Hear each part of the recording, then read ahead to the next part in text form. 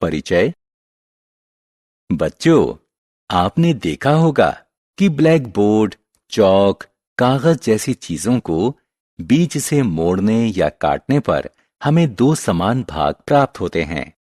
इन वस्तुओं को सममितीय कहा जाता है और वह रेखा जहां से वस्तु को मोड़ा या काटा जाता है वह सममिति रेखा कहलाती है। उद्देश्य। इस पाठ के अंत में आप निम्न करने में सक्षम हो जाएंगे। सममितीय वस्तुओं को परिभाषित करना, सममिति रेखा को परिभाषित करना, विभिन्न आकृतियों में सममिति रेखाओं की संख्या ज्ञात करना, सममिति रेखा के रूप में दर्पण रेखा की व्याख्या करना, दैनिक जीवन में सममिति के अनुप्रयोग का पुनरावलोकन। सममिति क्या है? बच्चों, कंबल को देखें। जब आप इसे बीच से मोड़ते हैं तो इसके बाएं और दाएं भाग एक जैसे दिखते हैं। इस प्रकार कंबल को सममितीय कहा जाता है। इस पत्ती को देखें। पत्ती को मोड़ने पर इसके दो भाग एक दूसरे के समान दिखते हैं। इस प्रकार यह सममितीय है। सममितीय आकृतियों का निर्माण। स्याही धब्बा शैतान। कागज का एक टुकड़ा लें, इसे आधे हिस्से पर से मोड़ें, दूसरे आधे पक्ष पर स्याही के कुछ धब्बे गिराएं। अब दोनों आधे पक्षों को सटाकर दबाएं। परिणामी आकृति सममिति की रेखा में सममितीय आकार की होगी। इसे स्याही धब्बा पैटर्न कहा जाता है। स्याही लगे हुए डोरीदार पैटर्न।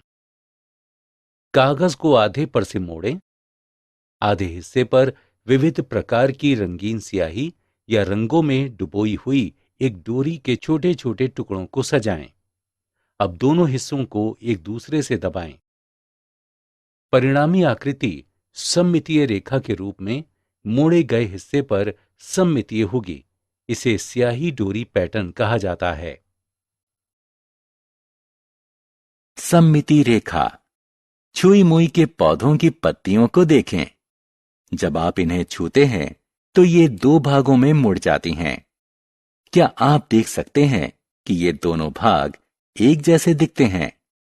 वह विशिष्ट रेखा जहां से पत्तियां मुड़ी हुई हैं वह सममिति रेखा कहलाती है। इस पग में भी एक सममिति रेखा है जहां से ये दो समान भागों में मुड़ा हुआ है। सममितीय आकृतियां बनाना। कपड़े का एक टुकड़ा लें, इसे बीच से दो भागों में मोड़ें। अब इस टुकड़े के बीच से दो छोटी छोटी गोल परिधीय आकृतियां काटें। तह खोलने पर आप सममिति रेखा युक्त सममितीय आकृति पाएंगे जहां से इसे दो समान भागों में काटा जा सकता है। दो सममिति रेखाओं वाली आकृतियां। मनु और मृणाल के पास एक आयताकार केक है। दोनों इसे दो बराबर बराबर भागों में बांटना चाहती हैं। केक को दो प्रकार से बराबर बराबर भागों में बांटा जा सकता है। क्या आप जानना चाहते हैं ऐसा कैसे हो सकता है? आइए पता लगाएं। केक को क्षैतिजिक रूप से बांटा जा सकता है जिससे इसके दो भाग समान दिखेंगे। इसे ऊर्ध्वाधर रूप से भी दो समान भागों में बांटा जा सकता है। इस तरह हम कह सकते हैं कि आयत में दो सममिति रेखाएं होती हैं। आत्म मूल्यांकन। तालिका से वस्तुओं को लेकर उन्हें समूहों में रखकर मिलान करें। अनेक सममिति रेखाओं वाली आकृतियां। आर्ची के पास दो लंच बॉक्स हैं। एक में 3 सममिति रेखाएं हैं। उसे ये बॉक्स पसंद नहीं है और उसने इस बॉक्स को अलग रख दिया है। उसने दूसरा वाला बॉक्स लिया है। आइए देखें। अरे, इस बॉक्स में 4 सममिति रेखाएं हैं। बच्चों, इस सुंदर तारे को देखें। आप देख सकते हैं कि तारे में 5 सममिति रेखाएं हैं। इस आकृति को देखें और बताएं कि इसमें कितनी सममिति रेखाएं हैं। इसमें 6 सममिति रेखाएं हैं। ज्यामितीय आकृतियों में सममिति। आयत में 2 सममिति रेखाएं होती हैं, लेकिन वर्ग में 4 होती हैं।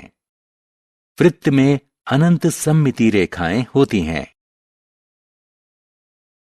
परावर्तन और सममिति।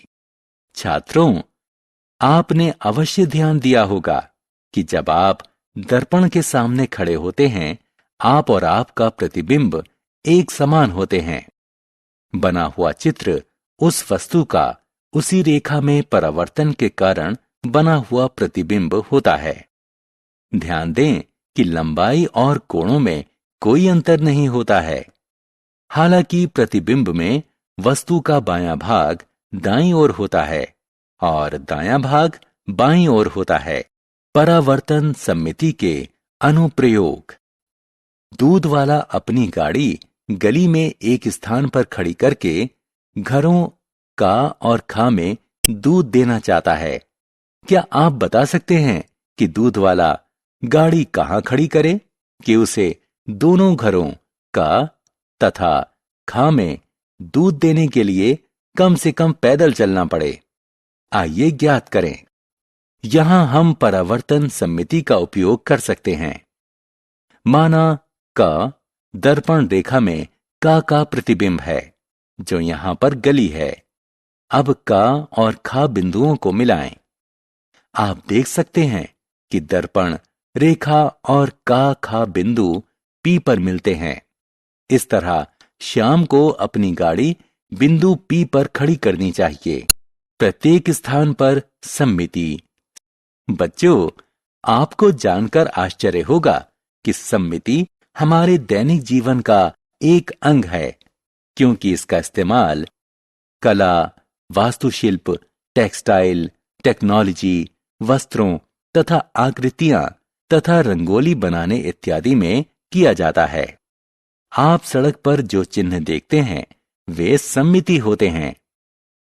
इस पत्ती को देखें, ये सममितीय है। इस तरह यहां तक कि प्रकृति में अनेक सममितीय वस्तुएं हैं। सारांश। आइए हमने जो कुछ सीखा है उसे संक्षेप में दोहराएं। समान रूप से संतुलित समानुपात वाली आकृतियां सममितीय कहलाती हैं। जिस रेखा से आकृति को इस प्रकार मोड़ा जा सकता है कि उसके 2 बराबर बराबर भाग हो जाएं, सममिति रेखा कहलाती है। सममितीय आकृति में 1, 2 या अनेक सममितीय रेखाएं हो सकती हैं। कोई वस्तु और उसका दर्पण में बना प्रतिबिंब दर्पण रेखा के संदर्भ में सममितीय होते हैं।